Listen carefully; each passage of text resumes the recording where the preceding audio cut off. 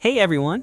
In today's video, I'll show you how to upload a shirt on Roblox, step by step.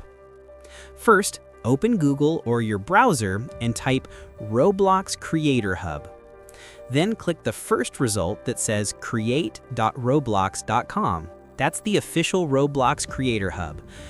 Once you're there, log into your Roblox account if you aren't already. On the left sidebar, click Creations, then go to Avatar Items and select Classics. Now, choose Classic Shirts. Since we're uploading a shirt, that's the category we need. Once you're in, scroll down a little and click Upload Asset.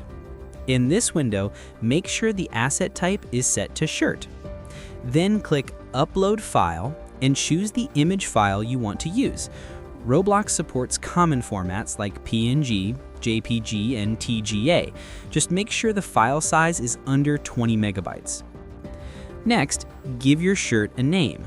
You can use up to 50 characters, and you can also add a description up to 1,000 characters long if you want to make it stand out. Now, here's the important part. Uploading a shirt does cost Robux. You'll see a small fee next to the upload button.